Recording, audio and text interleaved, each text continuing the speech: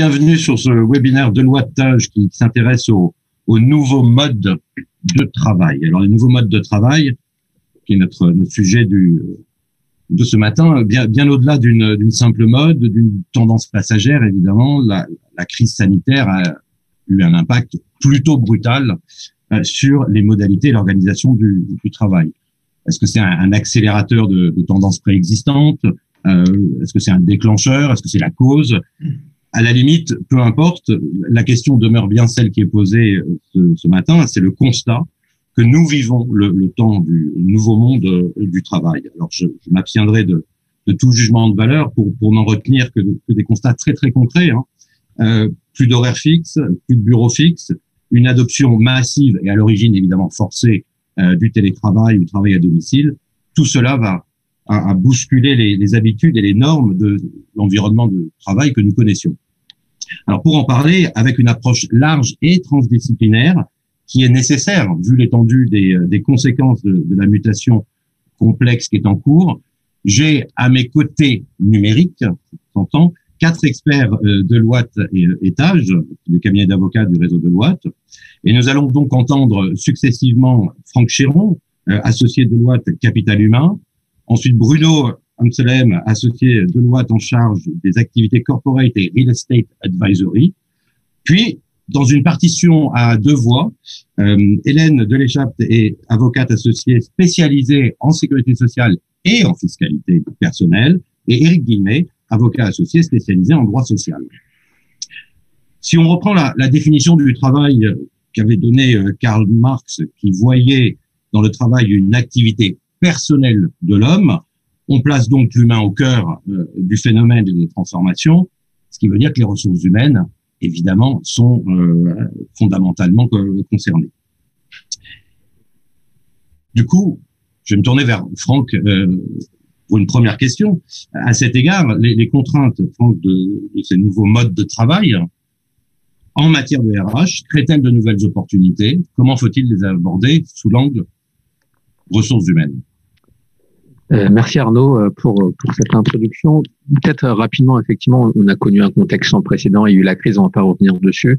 Il faut prendre aussi d'autres éléments en compte, l'arrivée sur le marché du travail d'une nouvelle génération, millennials, l'environnement qui change notamment au niveau sociétal, et tout ça, en fait, tous ces éléments-là constituent en fait des facteurs d'accélération très puissants au niveau d'évolution des modes de travail. Donc du coup, derrière tout ça, en fait, c'est au-delà d'avoir une approche uniquement conjoncturelle, c'est aujourd'hui de répondre à des questions qui sont beaucoup plus de fond et des structurelles sur l'évolution de la société et l'évolution des modes de travail. Donc derrière tout ça, il faut convenir, c'est ce qu'on a appelé se transformer intentionnellement. On est passé un peu trop vite.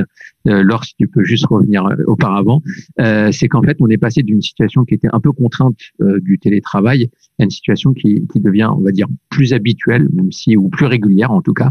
Et il convient maintenant de transformer un peu cet essai qu'on a vécu en quelque chose qui est intentionnel pour permettre de répondre à de nouveaux enjeux. Et derrière tout ça, c'est développer un modèle qu'on peut appeler hybride ou mixte qui convient un peu d'orchestrer. Donc voilà. Ça, c'était un peu l'introduction pour avoir resitué tout ça. Et derrière, vas-y Laure, excuse-moi, n'hésite pas. Effectivement, on a tous vécu une situation où vous l'avez vécu, où vos collaborateurs l'ont vécu. Après la crise, on m'a demandé de revenir au travail et finalement, vous avez mis 3 situations là, mais globalement, ça résume un peu des situations qu'on a tous vécues, que les collaborateurs ont vécues. Je reviens, mais finalement, je fais des réunions virtuelles, donc je suis le nez devant mon PC pendant toute la journée, où je dois travailler sur un rapport que je dois rendre, mais finalement, j'ai aucune interaction, ou pire, on me demande de revenir au travail et finalement, j'ai aucun collaborateur ou en tout cas collègue qui me permettent d'avoir une certaine synergie au niveau de l'esprit d'équipe ou en tout cas du fonctionnement collaboratif. Ça, c'est un peu les cas qu'on a vécu. Alors, c'est des cas typiques, mais derrière tout ça, tu peux y aller. Laure, c'est le vrai sujet, c'est que on a des nécessités, on a des contraintes, on va dire légales, des obligations qui sont un petit peu la sphère externe, ou en tout cas exogène à l'entreprise. Et derrière, il y a aussi tout ce qui est endogène à l'entreprise, tout ce qui est culture, habitude ou rite, qui nécessite aussi d'être revisité. Donc le but, c'est pas d'être dans la position de gauche, comme on voit sur l'écran, d'être finalement isolé au travail, mais c'est bien de retrouver ou de maintenir ou de recréer un esprit d'équipe et des interactions, soit avec les jours de présence, quand on est en présence physique au bureau, quand on a la chance de pouvoir revenir, soit lors des échanges virtuels. Donc c'est bien le constat qu'on a, c'est qu'aujourd'hui, le sujet, c'est de réorganiser, réarticuler, s'approprier différemment ces éléments-là. Alors très bien, donc là on comprend bien qu'il y a un nouveau contexte, mais sur quoi est-ce que cela débouche en termes de modèle, en termes d'analyse? Alors, c'est une très bonne question. Merci Arnaud. C'est ce qu'on évoquait en introduction, c'est qu'il faut développer, en tout cas, avoir en tête un modèle hybride qui répond aussi, et pas avoir que des contraintes, aussi à des opportunités. Donc, on vous a mis là finalement un peu un schéma, mais le travail d'aujourd'hui ou d'hier, en tout cas, c'est une façon de continuer, revenir au travail à un rythme assez soutenu.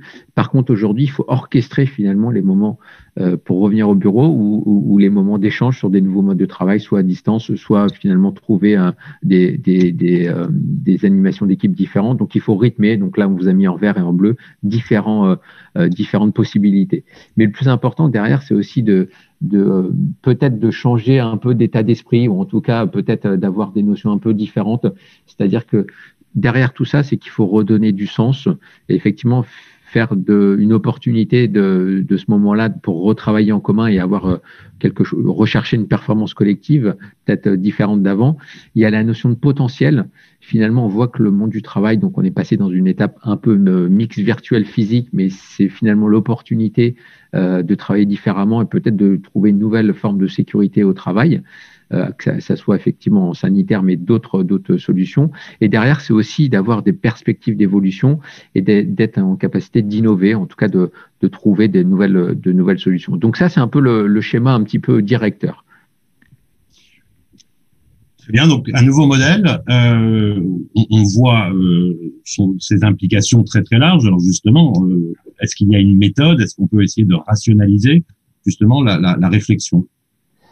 Alors derrière, on vous a mis 10 questions clés à se poser pour 4 actions en fait qu'il est nécessaire d'avoir en tête quand vous voulez retravailler ou en tout cas retrouver, réorganiser, réorchestrer un peu ces nouveaux modes de travail. La première, c'est assez simple, c'est que de facto, c'est que l'écosystème qu'on a connu du travail auparavant, il faut le réinventer, en tout cas le redéfinir. Donc derrière, il y a les notions sur les questions clés sur la technologie. Est-ce que j'adopte finalement tout ce qu'on a eu du Zoom, du Teams ou d'autres technologies qui peuvent être un petit peu différentes. Il y a tout ce qui est notion qu'on avait un peu oublié à un moment donné sur le rythme, le cadencement du travail entre les situations personnelles qui peuvent être différentes. Ça, c'est très important. Et derrière aussi, on touche un point qui est assez important dans la définition de l'univers ou du nouvel écosystème qui est très proche du deuxième point qu'on verra, c'est la définition de tâches et d'objectifs qui sont clairs, affichés et qui permettent derrière en fait d'avoir une certaine clarté et un certain équilibre au travail avec un rythme de travail défini. Ça, c'est le premier point clé, première action.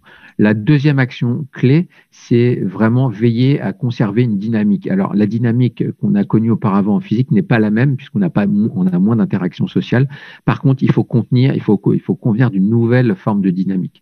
Donc, c'est allié, c'est très proche aussi des tâches et des objectifs, mais aussi en termes de qualité de réunion. Il faut aller plutôt définir de nouvelles priorités ou en tout cas les prioriser différemment et tout ça derrière pour aussi avoir une expérience collaborateur ou une expérience aussi interne et externe au niveau des clients, avoir une dynamique importante. Et peut-être 2 mots à retenir, c'est vraiment la notion de dynamique et la notion d'énergie. Il faut mettre l'énergie de la même façon, mais peut-être orchestrée différemment au sein de tout cet univers. La troisième action importante, c'est que la vie d'une société, la vie d'une organisation, c'est lié en fait à des partages d'informations, à des prises de décision, et puis aussi à des relations avec différentes parties prenantes. On peut prendre les IRP, mais on peut prendre les collaborateurs, on peut prendre différentes parties prenantes. Et derrière tout ça, il faut se reposer la question sur comment on peut repartager ou redéfinir le contexte de prise de décision, puisque derrière, c'est ce qui fait fait avancer les sociétés, ce qui fait qu'on passe d'une situation de rebond peut-être à une situation de plus de prospérité dans l'univers qu'on connaît à l'heure actuelle. Et la dernière grande action qui est pour nous très importante, c'est aussi la notion de projection, en tout cas de trajectoire, de direction qu'on donne aux collaborateurs dans l'organisation. Donc, quel degré d'influence il peut encore avoir, même si en virtuel, c'est un peu différent qu'en physique. C'est quoi le feedback? Le feedback, on voit bien que c'est plus compliqué d'en avoir peut-être que un par un, donc il faut peut-être le faire de façon plus régulière, donc ça c'est extrêmement important. Et derrière tout ça, c'est les directions qu'on donne, donc effectivement, que ce soit le CEO ou on va dire les managers clés, c'est dire, bah voilà, vers où je me dirige, et ça donne une perspective importante dans un environnement qui est de plus en plus mouvant. Donc ça, finalement, c'est, je vais dire, c'est un peu les ingrédients d'une recette de cuisine, 10 questions, 4 actions. Alors effectivement, après, il faut peut-être orchestrer ça avec un chef cuisinier. Et donc du coup, Laure, je te propose de passer au chef cuisinier derrière. Ce chef cuisinier, bah, finalement, et on l'a vu dans toutes les transformations qu'on a pu voir ces dernières années, le rôle central, c'est celui du manager. Alors, il est défini différemment dans plein d'organisations, mais le rôle central, c'est le lien, effectivement, entre les collaborateurs et la direction, pour faire très court. Et derrière tout ça, il faut qu'il soit le chef d'orchestre, il faut qu'il soit le maillon, en tout cas, qui permette de diriger ou en tout cas de transformer l'organisation avec des notions qui sont clés. Et finalement, le fait de passer d'un management peut-être hiérarchique qui existe encore dans certaines organisations à un management qui est plutôt, on va dire, coach, qui permettent de rendre l'organisation beaucoup plus agile ou adaptable. Donc, il y a 4 notions clés. Il faut qu'il soit responsable de ses ressources pour qu'elle gagne en autonomie et en ressources, c'est-à-dire qu'il doit être en proximité, comprendre les besoins de ses ressources, des gens qui l'animent. Ça, c'est extrêmement important. Le deuxième point, on l'a vu un petit peu auparavant dans les ingrédients, c'est il faut qu'il soit expert du feedback. Il faut en donner de façon plus régulière. Il faut accepter d'aller vers les collaborateurs, et ça nourrit le management de la performance qui est collective et qui est très importante à l'heure actuelle. Le troisième point qui est extrêmement important, c'est qu'il faut qu'il soit exemplaire. La notion d'exemplarité est clé, et lui-même doit se transformer puisque ses compétences ont été nourries pendant des années d'un travail quasiment 90% physique, et maintenant il va devoir gérer ça à distance. Donc il faut le reformer, il faut lui proposer d'autres zones de compétences qui lui permettent d'animer ses équipes. Et finalement derrière, il faut que le petit soleil, c'est qu'il faut qu'il soit facilitateur d'échanges pour qu'il y ait une réelle collaboration, un réel esprit d'équipe qui permet de faire avancer les organisations dans un univers finalement, comme l'avait soulevé Arnaud, qui évolue de façon très très rapide et qui nécessite de s'adapter de plus en plus.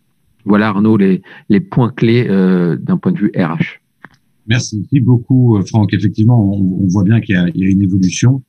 Alors, on va maintenant passer du chef cuisinier à la cuisine, qui est quand même le lieu le plus convivial, en tout cas dans nos traditions. Je voudrais juste faire un petit mot de rappel, parce qu'il y a des questions qui viennent sur la disponibilité de la présentation après. Oui, elle sera disponible, donc je vous le dis tous. Et je vous rappelle, vous connaissez cela maintenant, que nous avons une vie en ligne intense. Vous savez que vous pouvez poser des questions sur le Q&A, et donc n'hésitez pas au fur et à mesure de la présentation à poser des questions auxquelles on répond. Donc, comme je disais, on est passé donc du chef d'orchestre, du chef cuisinier, on va passer à la cuisine. Je me tourne vers Bruno. D'un point de vue du real estate, d'un point de vue donc de l'immobilier, quelles sont donc les conséquences, là aussi, de ces évolutions en termes de mode de travail?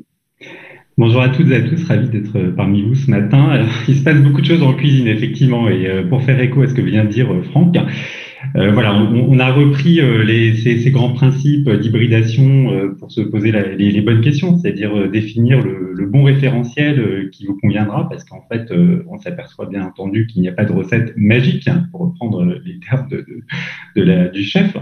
Non, chacun doit avoir sa propre recette, chacun doit trouver ses propres solutions et son propre référentiel, notamment en fonction des métiers. des activités, des différents services, parce qu'au sein d'une même entreprise, tout le monde n'a pas les mêmes fonctions, évidemment, et donc les mêmes contraintes et les mêmes motivations pour se rendre au bureau ou bien pour travailler en individuel, à distance, que ce soit en home office ou bien dans des tiers-lieux. Donc c'est ce qu'on résume ici, mais c'est vraiment l'élément structurant de ce qui va définir votre empreinte immobilière pour demain, et on accompagne un certain nombre de clients dans ce sens en ce moment avec les équipes, Franck bien sûr et ses équipes, puisqu'en fait on assiste à une véritable transformation des métiers, des organisations au sein de nos clients. Donc slide suivante s'il te plaît Laure, merci beaucoup.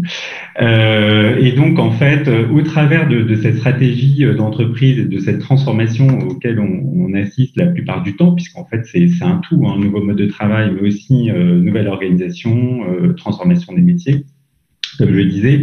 Donc bien sûr ça a des impacts importants sur la manière de fonctionner, également avec des évolutions d'effectifs, soit en termes de talent, soit en termes de volume, des recrutements, des départs. Donc cette variation d'effectifs, bien sûr, est à prendre en compte, également souvent la pyramide des âges aussi. Et tout ça va définir aussi un nouveau besoin. Et ce besoin va impacter très clairement ce que l'on appelle dans notre jargon la charte d'aménagement, c'est dire quels effectifs à l'instant T en termes de TP, combien de postes de travail, quel taux aujourd'hui de flex office. On va pas revenir bien sûr sur toutes ces évolutions qui ont fait que même avant le Covid, les entreprises se posaient déjà ces questions. L'effet accélérateur du Covid. Et lorsqu'on a mené une enquête auprès d'un centre de directeurs immobiliers de grandes entreprises, en fait, à 98%, ils nous ont tous fait le retour et en nous disant que, bien entendu, ils réfléchissent tous en ce moment à reconfigurer leur empreinte immobilière, leurs espaces pour accueillir justement les collaborateurs dans de nouvelles conditions, et notamment cette nouvelle expérience que l'on propose aux collaborateurs, mais aussi bien sûr aux clients. Donc en fait, nous-mêmes, on a voulu à titre illustratif imaginer 3 scénarios, donc d'organisation un petit peu différente des espaces. Donc premier scénario, je choisis mon lieu de travail en fonction de mes besoins et de ce qui est le mieux et le plus adapté à mon activité. Donc là, ce qu'on appelle le hub, entre guillemets, avec un lieu d'échange, de collaboration, et tout autour gravitent des satellites qui sont des espaces de coworking, qui sont des espaces chez les clients, bien sûr le home office, des grands événements qu'on va organiser pour soit les collaborateurs, soit les clients. Voilà, un autre scénario, celui des antennes locales. Alors là, on a complètement gommé l'espace central, soit le siège, soit le hub. On n'a plus de cette notion de siège, mais en revanche, on a une grande agilité selon les lieux, selon les besoins, de proximité en fonction de mon lieu d'habitation. Mon entreprise me donne accès à des espaces de coworking ou des bureaux de proximité. Et là, en fait, on voit bien qu'on va chercher à répondre aux besoins du collaborateur en fonction de ce qu'il va y faire, en fonction de sa localisation, de son lieu, de la proximité des clients. Et donc là, c'est vraiment très flexible, c'est agile. Voilà, dans une journée, on peut être à 2-3 endroits différents. Et le dernier scénario qu'on a imaginé, qui fait qui répond parfaitement aux besoins des entreprises, au travers de différentes enquêtes qu'on a pu mener, on s'aperçoit que le siège vertueux a encore de beaux jours devant lui, puisque là on va y regrouper tous les services, tout ce dont on a besoin, que ce soit de la conciergerie, de la salle de sport, des espaces de formation, dans certains cas on trouve même des crèches d'entreprise, des points café, toute la partie restauration évidemment qui est importante, des lieux de co-création, des salles de réunion un peu disruptives avec tous les aspects digitaux qui sont nécessaires aujourd'hui pour travailler en collectif, en design, en co-design. Et puis en fait, on est sur quelque chose de simplifié. J'ai mes 1 jour et demi à 2 jours de home office, et puis ensuite, la plupart du temps, soit je suis au siège, soit chez le client. Et en fait, comme je l'ai dit tout à l'heure, en fait, il n'y a pas une réponse, mais peut-être plusieurs réponses, et peut-être que votre réponse sera un mix de ces trois scénarios. Donc, reste à définir. C'est de cette manière-là, voilà, qu'on va voir de quelle manière se configure votre empreinte immobilière. Alors, c'est vrai que ça c'est très intéressant, Bruno, parce que au fond, on essaye d'identifier des modèles pour expliquer les transformations en cours. Ce ne sont que des modèles, comme toujours, donc par rapport à la réalité, il y a toujours un décalage. Simplement, on voit bien que ces trois modèles ont des conséquences différentes en termes d'occupation des surfaces, la fameuse empreinte immobilière. Donc, comment est-ce que cela se traduit? Voilà, donc en fait, en résumé, hein, sur ce graphe, sur la partie gauche de l'histogramme, donc on imagine une entreprise qui occuperait 8000 m2 de surface utile brute locative, donc toute surface confondue entre les surfaces nettes et puis bien sûr toutes les autres surfaces de réunion, de parties communes, etc.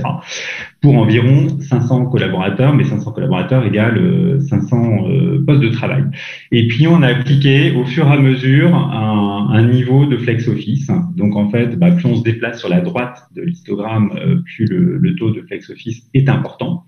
Donc en fait, on s'aperçoit qu'on est en mesure, selon ce niveau de flex office, lorsqu'on passe de un poste de travail à pour deux collaborateurs, voire plus de deux collaborateurs, on est en mesure de faire des économies très substantielles de surface qui peuvent aller jusqu'à, on va dire, 30, 40, voire 45%.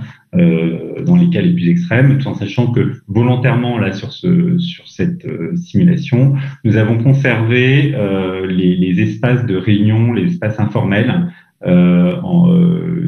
de la même manière que lorsqu'on était positionné sur les 8000 m2. C'est-à-dire qu'ils n'ont pas varié en proportion du nombre de desks installés. En fait, ils sont restés fixes du début à la fin. Ce qui varie, ce sont les parties communes. Voilà. Donc, en fait, bien entendu, il faut toujours être en mesure d'accueillir les collaborateurs dans de bonnes conditions. Et ces bonnes conditions nous font dire aussi que, bien sûr, ces stades de réunion informels, de co-conception, comme on le disait tout à l'heure, sont importants. Et donc, concrètement, ça donne quoi en termes d'organisation matérielle de la surface? Alors oui, tout à fait. Alors on continue sur des illustrations. Hein, voilà. En fait, ce qu'on a imaginé, c'était c'est sur ce plan, un plan type. Notamment là, ça pourrait être le hub pour prendre le scénario de tout à l'heure. C'est premier impact, c'est diminution très forte des postes individuels. En fait, comme le disait tout à l'heure Franck, on va pas venir pour s'isoler, pour travailler en individuel. Dans un espace réduit, pour passer ses visios ou ses coups de fil. Donc là, c'est ce que vous voyez en haut à gauche. Donc on s'aperçoit que cette proportion a fortement diminué par rapport à ce qu'on a aujourd'hui, ce qu'on avait il y a quelques temps. En revanche, on va imaginer des suites d'équipes avec des équipements digitaux vraiment qui vont permettre une bonne flexibilité des espaces. Les tables sont modulables, on peut les bouger. On a des cloisons mobiles, on a des écrimures, on est en mesure de faire des visios 360 à plusieurs. Voilà. On a même des gradins reconfigurables très facilement. Et puis, donc, ces suites d'équipes qui sont reconfigurables, on met tout autour des espaces de convivialité, des espaces informels, et puis, bien sûr, lorsque c'est nécessaire, des endroits pour s'isoler, parce que, bien sûr, entre deux réunions, on peut avoir besoin de s'isoler, de passer un coup de fil, ou de travailler quelques minutes de manière individuelle. D'accord. Et si on a un regard sur ce qui s'est passé déjà, on a quelques mois de recul quand même. Est-ce qu'on peut identifier un certain nombre de tendances ou de réalités? Alors en fait, les effets ne se sont pas fait attendre. Voilà, très clairement. On est désormais dans quelque chose de très structurant et qui va se poursuivre sur les prochaines années. Donc juste en quelques mots par rapport à ce qui se passe sur le marché de l'immobilier entreprise, et là on a pris l'exemple de l'Île-de-France, c'est environ 55 millions de mètres carrés au niveau du parc, pour situer les choses. La demande placée a baissé de plus de 45%. Voilà, entre 2019 et 2020, on est tombé à 1,3 million de mètres carrés de demande placée sur l'Île-de-France, donc ce qui est un des taux les plus bas depuis plus de 20 ans. Voilà, très clairement, donc la chute est très importante. Mais en même temps, on a un effet ciseau qui fait que d'une part, on a une offre disponible d'environ 3,6 millions de mètres carrés, en chantier 2,4 millions de mètres carrés. Même si le taux de vacances à l'instant T est d'environ 7%, on projette un taux de vacances qui va être en augmentation. Donc une partie bien sûr de ce qui est en chantier va être consommée malgré tout, mais on avoisinera plutôt les 8, 9, voire peut-être 10% de taux de vacances, avec en prévision ce double effet, ces nouveaux modes de travail qui vont faire qu'un certain nombre d'entreprises ont déjà libéré ou sont en cours de libération selon les échéances de baux d'un certain nombre de leur surface. Voilà, ça c'est le premier effet. Et puis bien sûr les effets que l'on a du mal à maîtriser aujourd'hui de la crise économique, avec une diminution des effectifs dans certains cas, des PSE, etc. Donc en fait tous ces effets-là vont nous faire rentrer, ils nous ont déjà fait rentrer dans un cycle de l'immobilier entreprise en Île-de-France baissier, très clairement, entre l'offre et la demande, et ça se traduit automatiquement, et ça c'est quelque chose qu'on retrouve globalement par une baisse des valeurs locatives qui va être actée, alors d'une part sur le loyer facial, mais aussi sur le loyer économique. Alors évidemment, ça soulève la question des incertitudes dans lesquelles on vit aujourd'hui, ce qui évidemment pour de la direction d'entreprise et pour le pilotage de l'entreprise est relativement compliqué. Est-ce qu'on peut essayer d'imaginer les effets que ça peut avoir en termes de cash flow, notamment d'un point de vue plus financier? Oui, alors voilà, on a fait cette matrice, voilà, pour illustrer un petit peu tout ce qu'on vient de se dire. Donc, en fait, vous retrouvez les différents secteurs géographiques en haut, voilà, de ce tableau. En colonne, vous avez les différents niveaux, ratios de debt sharing que l'on peut imaginer, donc que l'on a vu tout à l'heure avec des niveaux de flex office et la traduction en surface. Donc, on parle du principe des 8 mètres carrés. Ensuite, on a un certain taux de debt sharing, donc on arrive environ à 6500 mètres carrés, et puis le taux maximum, donc un poste de travail pour un peu plus de 2 collaborateurs, on arrive environ à 4500 mètres carrés. Donc là, on voit très bien qu'il y a un arbitrage qui va s'opérer en fonction voilà, de la stratégie de l'entreprise, du lieu dans lequel elle veut s'implanter ou elle est déjà implantée, et de la restitution de surface, cette consommation de surface qui sera faite au final. Et donc, à titre d'illustration, voilà, si je suis en première couronne à des valeurs locatives faciales de 450 € du mètre, lorsque j'intègre tous les coûts, les CAPEX, les OPEX, les franchises de loyer, les participations, travaux bailleurs, etc., que je les liste, donc j'arrive à environ sur la première ligne à 3,2 millions par an. Donc ça, c'est une première hypothèse. Et si je vais complètement sur la droite du tableau, à 700 € du mètre, je suis dans le quartier central des affaires. Et là, je vais appliquer un taux de debt sharing voilà, maximum selon nos hypothèses, et j'arriverai donc à 3 110 000 par an. Toujours la même chose. Voilà, on a intégré les franchises, les participations de travaux, CAPEX, OPEX, etc.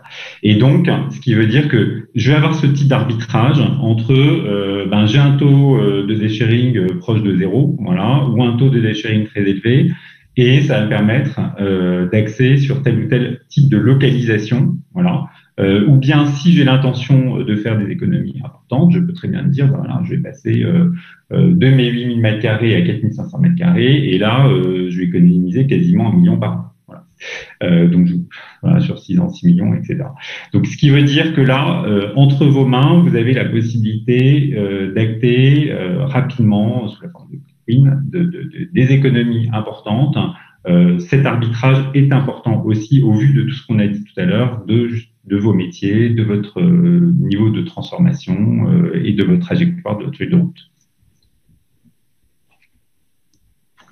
Et donc, est-ce qu'on peut essayer d'avoir un regard avec un peu de recul, parce qu'on voit bien qu'il y a quand même des choix à faire, un peu dans l'incertitude, parce que tout de même le contexte financier n'est pas facilement prévisible par rapport à ce que tu disais, Bruno. Mais est-ce qu'on peut essayer de donner un certain nombre de points de repère ou de points de vigilance ou... Bien sûr, tout à fait. Alors, en fait, on s'aperçoit que, pour revenir sur notre thème d'aujourd'hui, voilà, et retournons aux cuisines, les entreprises sont en train de prendre des accords avec les partenaires sociaux, ce qui est en cours d'être acté ou déjà acté pour certains, c'est 2 jours de télétravail par semaine, voire 3 jours. Voilà, c'est en tous les cas, la majorité se situe dans ces eaux-là. En fait, il faut, voilà, déjà avoir une vision globale de la composition de son parc immobilier, quel est le type de localisation également, quels sont mes besoins, quelle est ma stratégie par rapport à mes collaborateurs, l'expérience que je veux leur faire vivre, mais bien sûr par rapport à mes clients aussi, et notamment les scénarios qu'on le reprenait tout à l'heure, du hub, des antennes locales, du siège. Donc, comment tout ça va s'organiser?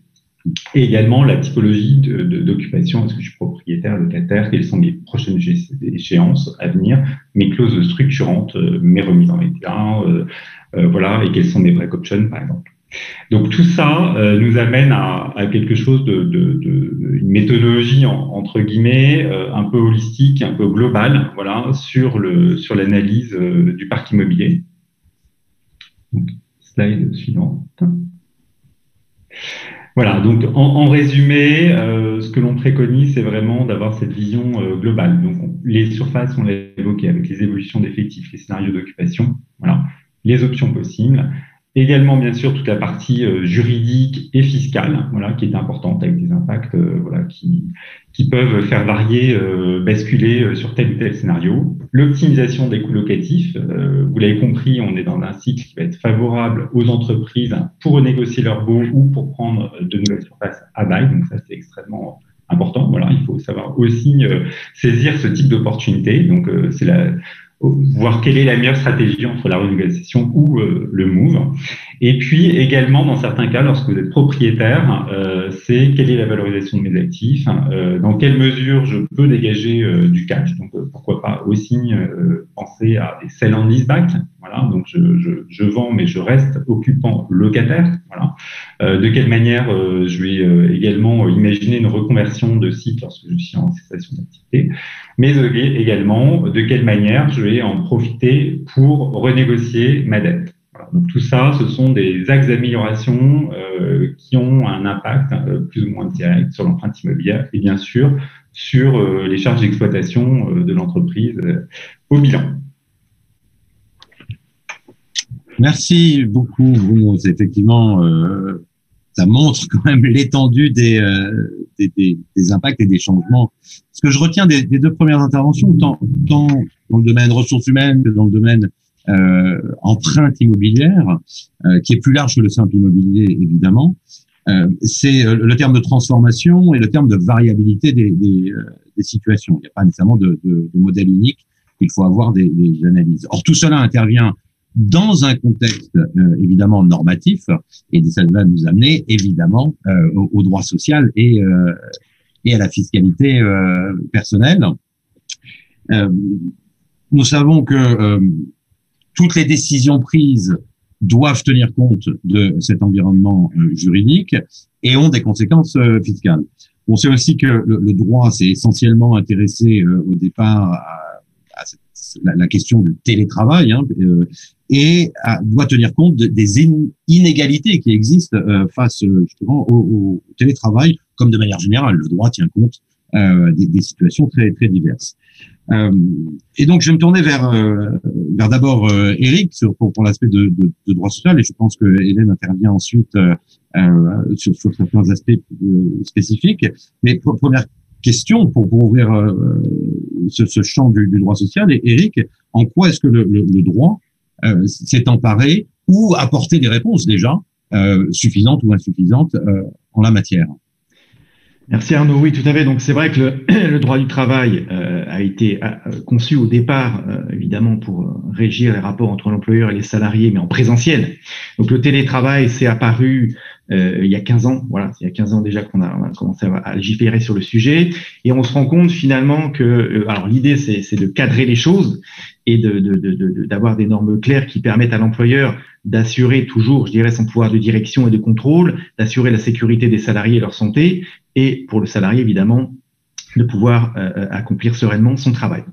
Alors, on se rend compte que les pratiques, je dirais, des entreprises, les normes que les entreprises avaient mises en place pré-confinement en matière de télétravail seraient complètement inadaptées, je dirais, au ce qu'on peut appeler le télétravail 2.0, c'est-à-dire le télétravail massifié.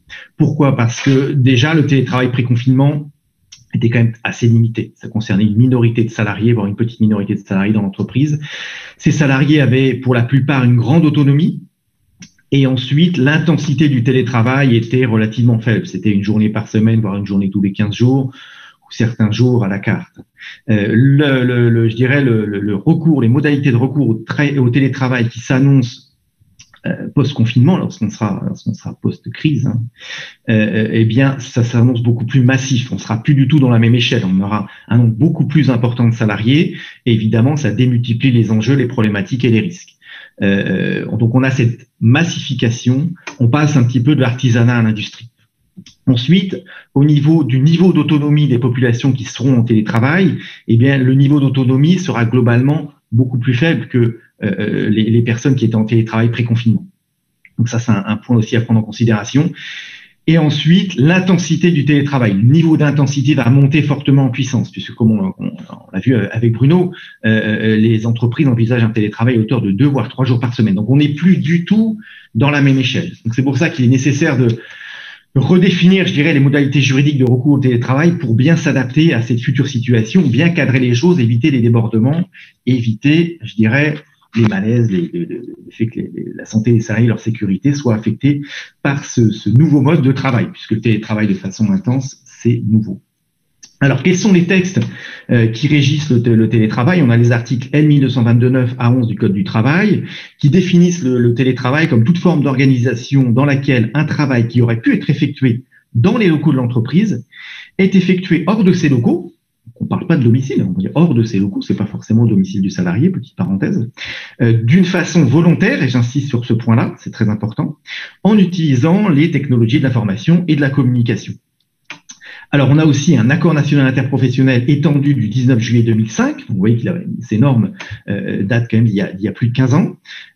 Cet accord s'impose à titre obligatoire aux entreprises qui appartiennent à un secteur professionnel représenté par le MEDEF, la CPME et l'UDP, qui sont signataires de cet accord étendu. On a aussi un accord récent, un ANI récent du 26 novembre 2020, mais qui, lui, a une portée plus explicative que normative.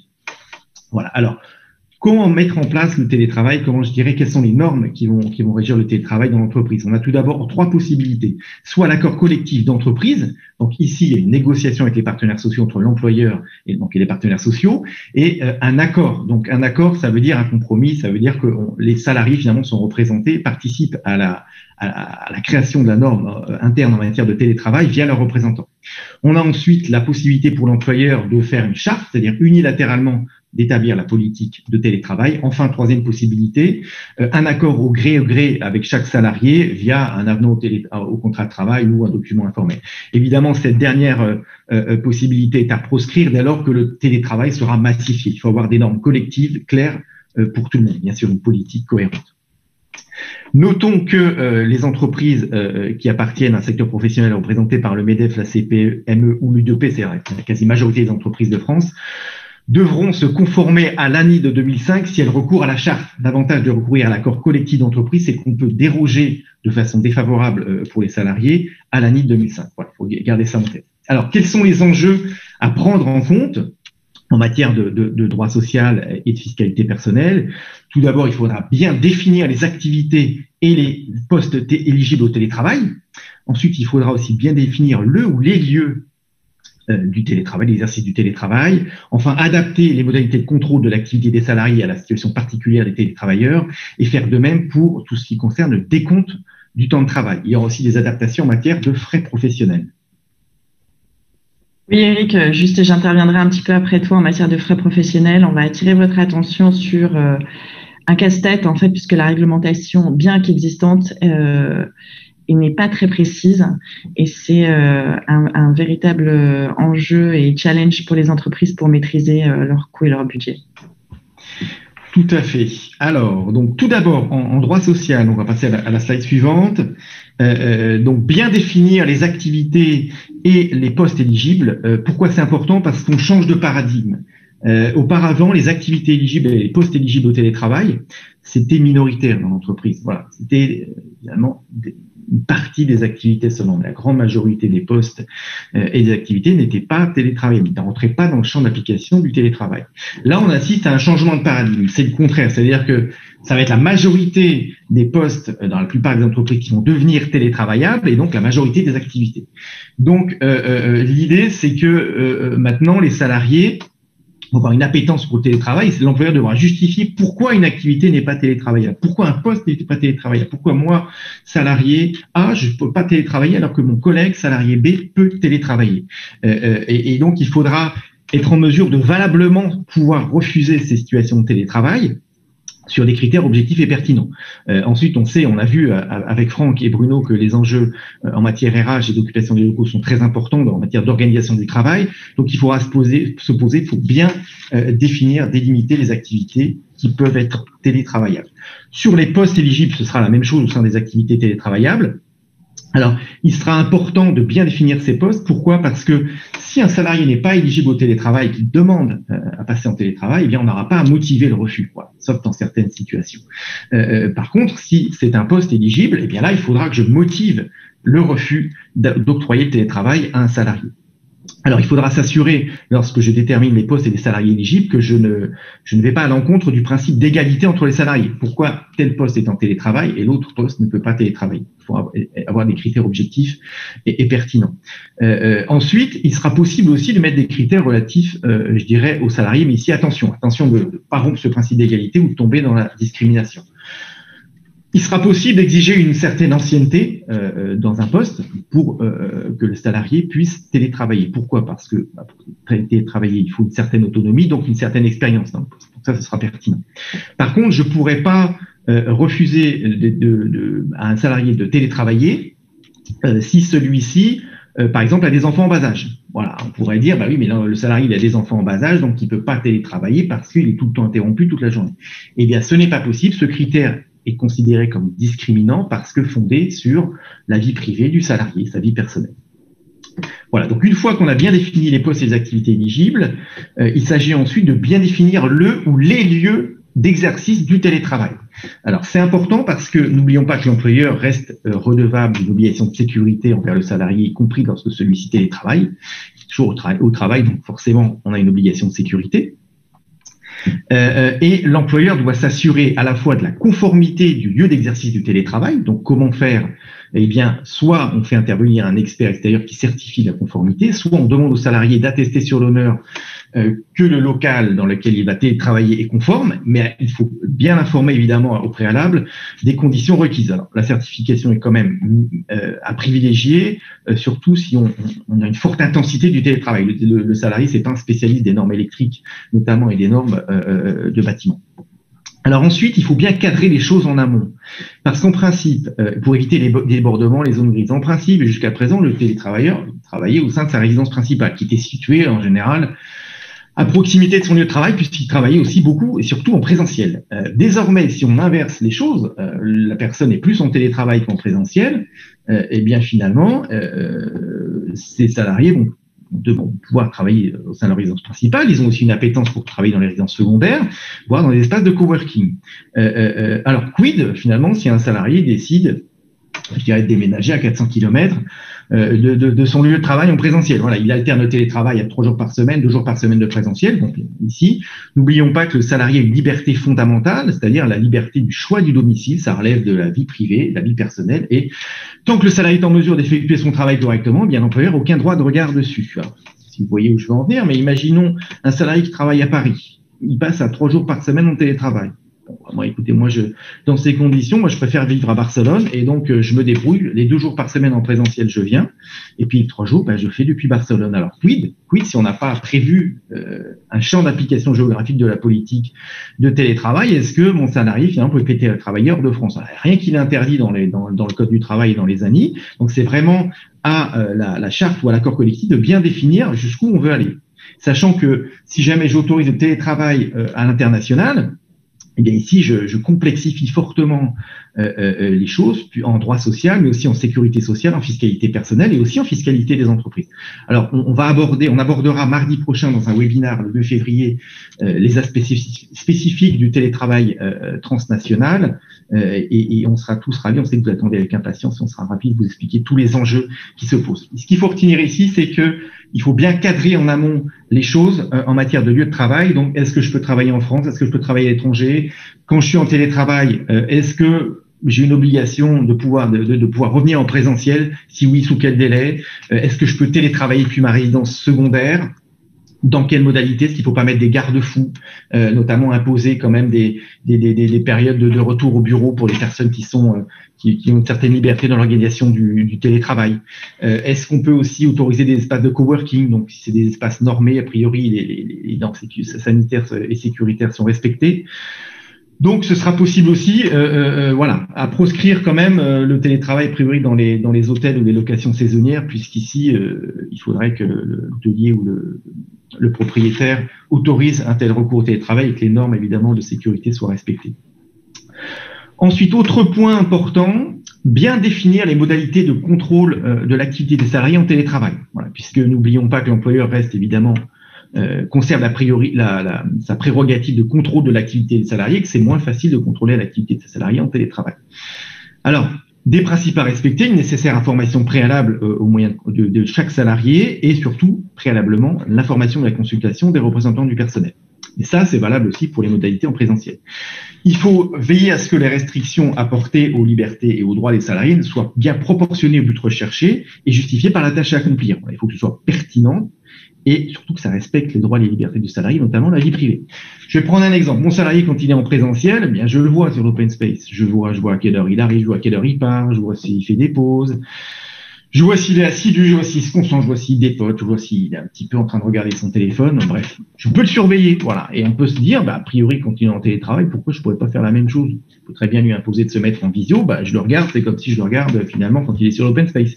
Eh bien non, là-dessus, la CNIL nous dit que ça apporte une restriction trop importante, mais ça porte atteinte à la vie privée du salarié. Donc, imposer une surveillance en webcam toute la journée, c'est pas possible. De même qu'imposer des prises de photos d'écran aux salariés de prendre des photos régulièrement ou avoir un logiciel qui fait des captures d'écran, ce sera aussi excessif. Donc, ce qui est préconisé, c'est plutôt de contrôler l'activité du salarié au regard d'objectifs à réaliser sur des périodes données, sur des courtes périodes, et grâce finalement aux moyens de contrôle, à l'informatique, on va pouvoir quantifier la production du salarié et s'assurer finalement, évidemment, qu'il travaille comme il doit le faire en présentiel. Un autre enjeu, c'est le décompte du temps de travail. Donc, il convient d'adapter les outils et les normes, en la matière. Donc, la durée du travail restera régie par les modalités d'aménagement de la durée du travail applicables aussi en présentiel. Mais il faudra veiller surtout à ce que, les salariés qui travaillent en heures, parce qu'on a des salariés qui travaillent en heures, il y ait des outils pour bien contrôler leur durée du travail, donc des outils de pointage online, et surtout veiller à ce qu'il n'y ait pas de risque systémique d'heures supplémentaires. On sait qu'en droit français, même si l'employeur interdit l'heure supplémentaire, même s'il n'a pas expressément autorisé, le salarié a quand même le moyen d'obtenir des heures supplémentaires via le juge prud'homal. Donc il est important d'éviter ce risque et de mettre des garde-fous, par exemple des déconnexions dehors des horaires collectifs pour les salariés qui travaillent dans ce cadre-là, ou les salariés qui travaillent sur des plages de durée, prévoir peut-être une déconnexion au bout d'un certain temps. Bref, assurer concrètement la décompte du temps de travail des salariés et éviter, les excès. Pour les salariés en forfait jour, il faudra aussi veiller, comme c'était le cas auparavant, mais à respecter les durées maximales de travail et les durées minimales de repos via éventuellement une déconnexion au bout d'un certain temps. Sachant qu'il est important aussi, ça c'était obligatoire avant, mais ça devient de plus en plus pertinent, c'est de fixer des plages horaires au cours desquelles les salariés restent joignables, y compris pour les forfaits jours. Voilà, donc toutes ces spécificités du télétravail en matière de droit du travail se retrouvent aussi à l'aile pour tout ce qui concerne les frais et les prises en charge des coûts. Merci beaucoup Eric, et désolé, effectivement le temps est une donnée tant dans le travail que dans l'exposition est une donnée importante. Il y a énormément de choses à dire et on voit que ça soulève quand même beaucoup d'interrogations.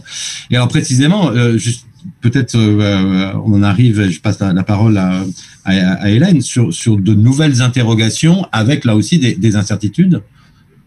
Oui, tout à fait, Arnaud. Des incertitudes. Bon, déjà pour poser le décor, et ce qui est important, c'est que les frais, lorsqu'ils sont pris en charge par l'employeur et qu'ils revêtent bien la qualification sciences légales de frais professionnels, sont exonérés de charges sociales et d'impôts sur le revenu. Donc c'est important de l'avoir en tête pour la maîtrise de son budget, et ça peut être effectivement aussi un levier. Donc la difficulté ici, parce qu'on a une législation qui n'est pas toujours limpide, c'est de trouver un juste équilibre entre l'incitation des salariés, la maîtrise de son budget et la maîtrise de la conformité, qui est un vrai challenge. Donc, il existe des règles qui n'étaient pas très claires. L'ANI, récemment négocié, dont parlait Eric, j'avais beaucoup d'espoir qu'ils viennent clarifier les choses, mais ce n'est pas le cas, ou en tout cas, c'est très partiel.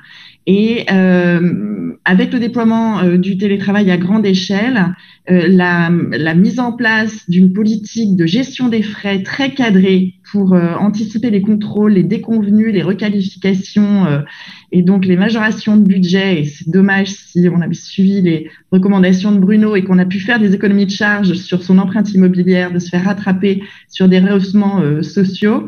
La mise en place d'une charte en matière de frais est très importante. Alors, quelle méthode? Alors déjà, il y a un point avant la méthode, il y a un point très important à avoir en tête, c'est que la loi n'est pas très claire entre ce que doit prendre en charge l'employeur et ce que peut prendre en charge l'employeur. Alors pour répondre, la loi pose quelques principes, et la jurisprudence vient et continuera à venir clarifier les devoirs de l'employeur. Et aujourd'hui, on est dans une zone d'ombre. Pour peut-être répondre à certaines questions de nos participants, par exemple, effectivement, le trajet entre le lieu d'exercice de l'activité en télétravail et le lieu effectif du travail en présentiel, ce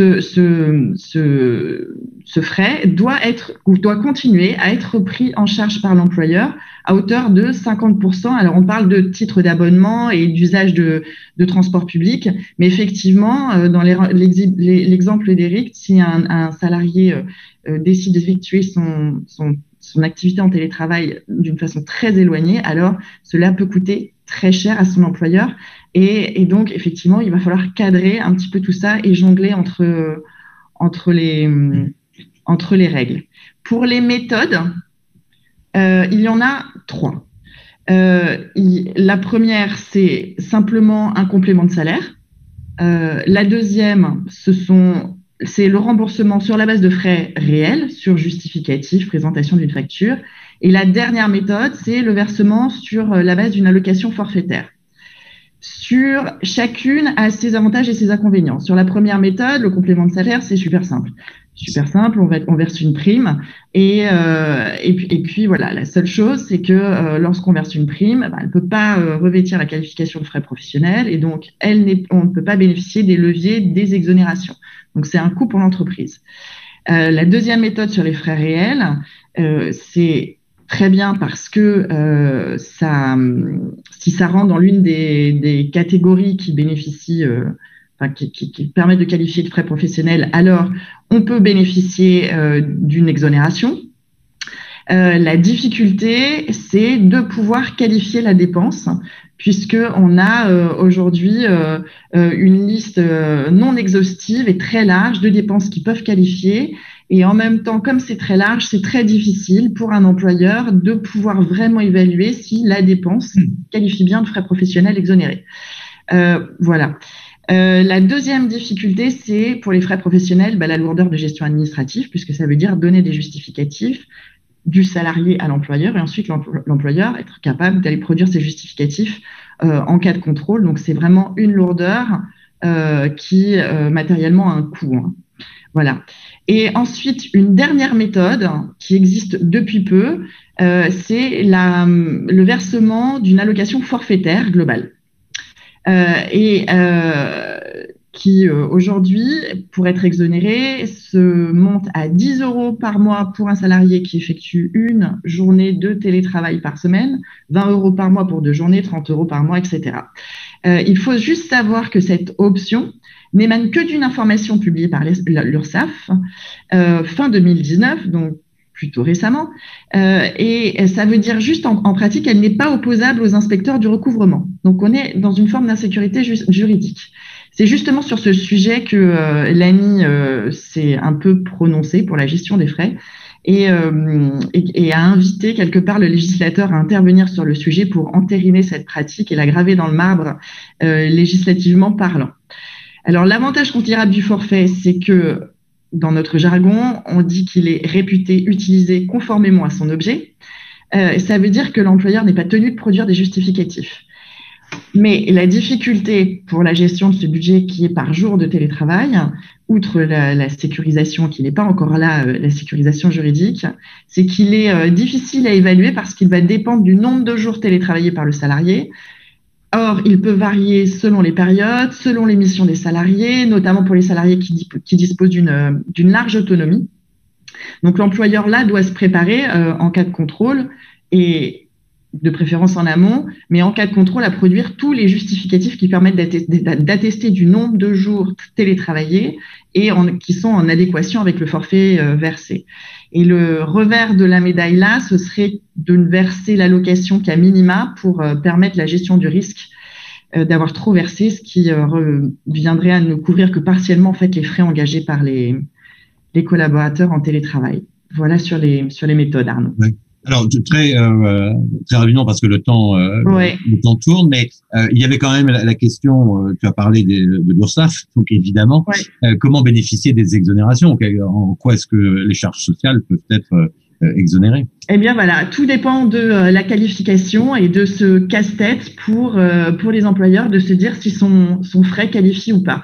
Et par ailleurs, en fonction de la qualification du frais, le remboursement peut être intégral et bénéficier intégralement de l'exonération, mais il peut être, ça on en a l'habitude, il peut être uniquement au prorata de la quote-part professionnelle de la dépense. Je pense à un prorata de loyer par rapport à l'usage professionnel de l'habitation du salarié en télétravail qu'il en fait versus la surface totale. Il n'y aura qu'un prorata qui sera admis en déduction. Et il y a même une troisième exonération qui n'est qu'à hauteur de 50% des frais engagés. Bruno nous parlait du siège vertueux. Là, je vais vous parler du siège confortable pour pouvoir travailler confortablement.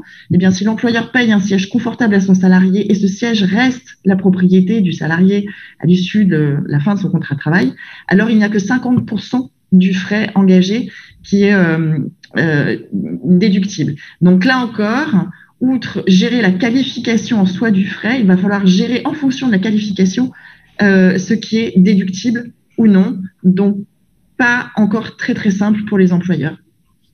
On est sur du sur-mesure, en fait. On le voit. Exactement. Et alors, est-ce que, quand même, attirer l'attention sur les conséquences d'une gestion qui est mal maîtrisée, très simplement? Oui, les conséquences, elles sont toutes simples. C'est le redressement. Le redressement des URSSAF, comme on dit, le redressement URSSAF, donc le redressement des cotisations sociales qui peuvent remonter sur 3 ans. Donc un budget dépassé, un budget non maîtrisé, non anticipé, et une conséquence par ricochet est que, eh bien, quand on rehausse les bases URSSAF, en fait, on va rehausser aussi les bases en fiscalité personnelle. Et donc le salarié va va se retrouver dans une situation où il va lui-même être redressé fiscalement.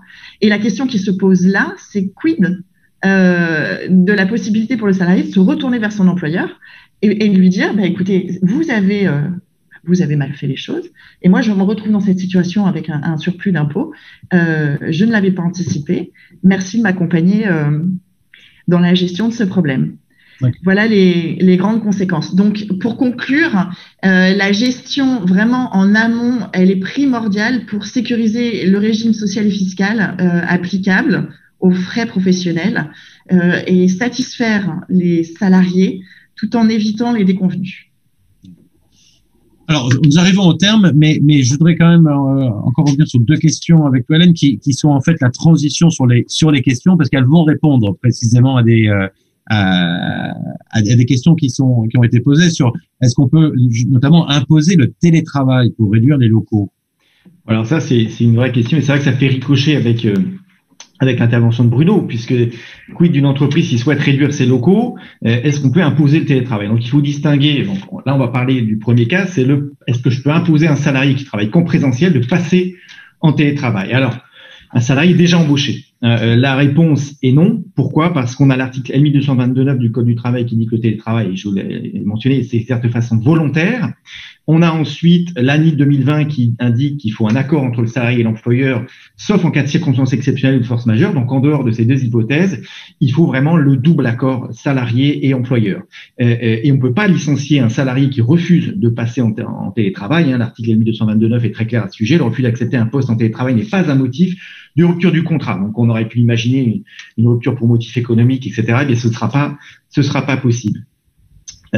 Ensuite, n'oublions pas que le salarié en télétravail bénéficie d'un droit à la réversibilité dès lors qu'il est passé d'un présentiel à un télétravail en cours d'exécution du contrat. Ce principe de réversibilité doit figurer dans la charte ou dans l'accord du télétravail et être rappelé dans le contrat de travail, et que à la fois l'employeur et le salarié doivent pouvoir imposer un retour repasser en présentiel sous certaines conditions, et que si on verrouille trop la clause de réversibilité pour éviter que les salariés en télétravail repassent en présentiel, on pourrait dire qu'on a finalement supprimé une effectivité à cette obligation de rétroactivité. Pour les salariés qui sont embauchés directement en télétravail, ça fait partie de leurs conditions d'embauche d'être en partie en télétravail voire en totalité, eh bien ces salariés-là, évidemment, ne pourront pas imposer de passer en présentiel. Ils auront simplement un droit de priorité et une obligation d'information de l'employeur à sa charge pour les faire passer sur des postes en présentiel intégral. Voilà. Après, une autre question qui se pose derrière tout ça, c'est est-ce que je peux augmenter l'intensité du télétravail? Moi, je suis un télétravailleur à hauteur d'1 jour par semaine. Est-ce que mon employeur peut m'imposer de passer à 2 voire 3 jours? Est-ce que c'est une modification du contrat de travail? Alors, on peut considérer, tout dépend de l'intensité. Si c'est une très faible intensité supplémentaire, on pourrait considérer que c'est un simple changement des conditions de travail et que là, c'est le pouvoir de direction de l'employeur et donc l'employé n'aurait pas son mot à dire. Mais pour moi, c'est une notion à manier avec beaucoup de précautions. On serait plutôt vraisemblablement dans la modification du contrat de travail qui requiert l'accord du salarié. Ici encore, on ne pourrait pas l'imposer. Peut-être qu'on pourrait l'imposer pour motif économique, mais ici, on est vraiment en zone trouble. En tout cas, de toute façon, n'oublions pas que le salarié a le droit à sa réversibilité, donc il pourra retourner en présentiel. Donc, c'est vrai que c'est des paramètres à prendre en compte, je dirais, lorsqu'on envisage de réduire les locaux, se laisser quand même une marge de manœuvre pour les salariés qui refuseraient de passer en télétravail, qui refuseraient d'augmenter l'intensité du télétravail ou qui souhaiteraient exercer leur droit de réversibilité. Merci Eric. Alors on aborde la séance des questions-réponses.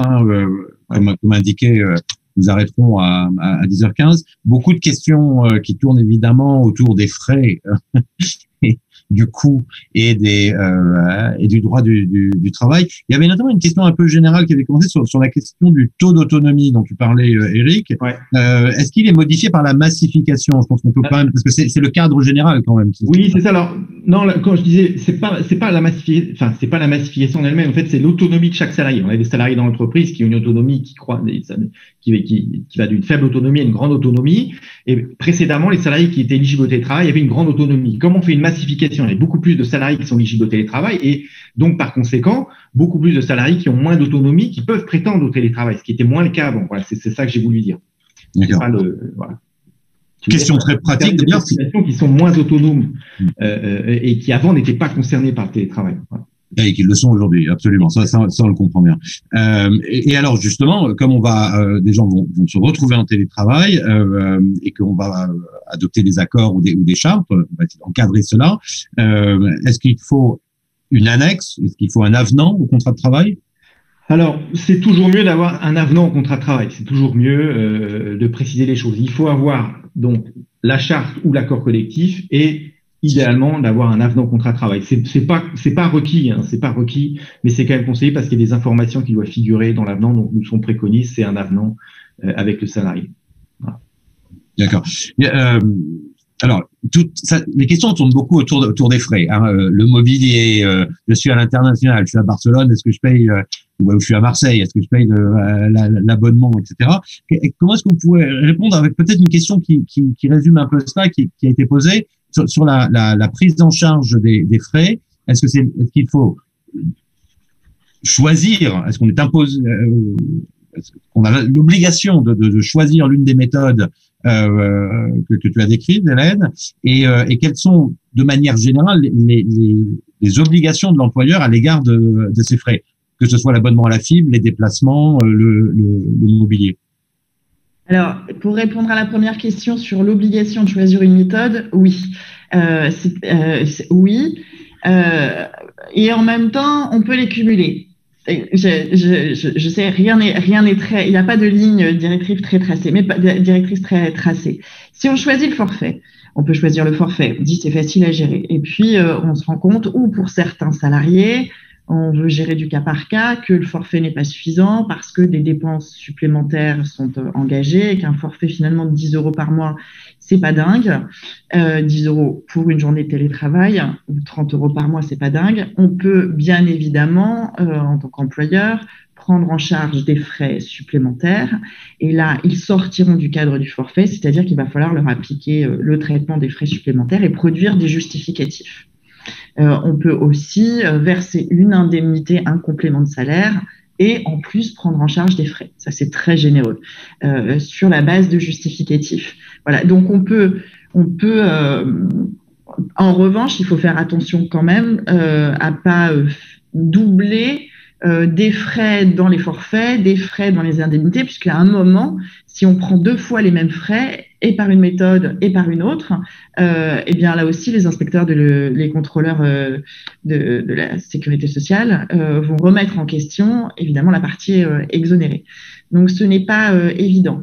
Ensuite, sur les frais devant être pris, toujours cette limite très peu claire, finalement, sur les frais qui doivent être pris en charge et ceux qui peuvent être pris en charge. C'est-à-dire que il y a une frontière qui n'est pas aujourd'hui définitivement tracée. Je dis ça parce que donc on a la prise en charge de l'abonnement sur les allers-retours domicile-lieu-travail, ça c'est clair et c'est un devoir de l'employeur. En revanche, sur d'autres sujets, on a un sujet par exemple sur la nourriture. Les tickets restaurants, les salariés qui bénéficiaient de tickets restaurants avant d'être en télétravail, et si leurs collègues également, dans un principe d'équité, bénéficient de titres restaurants, alors le salarié en télétravail doit continuer à bénéficier de ces titres restaurants. Donc là aussi, c'est une obligation de l'employeur.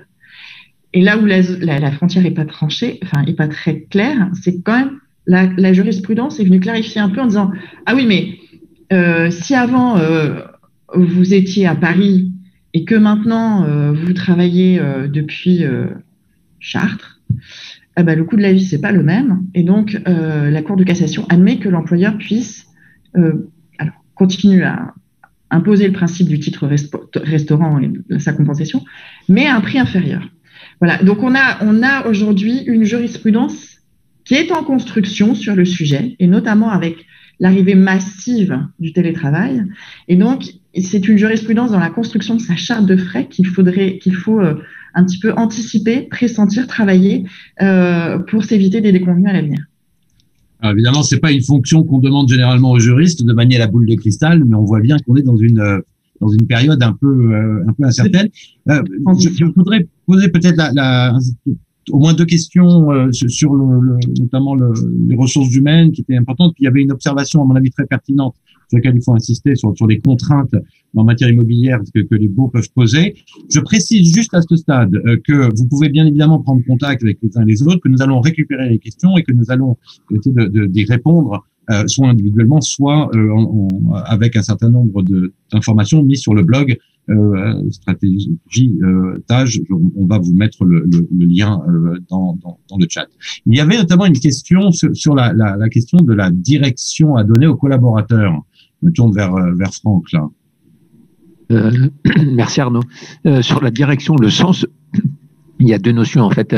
Il y a la notion auparavant, on avait plutôt une direction qui était donnée sur quelques années.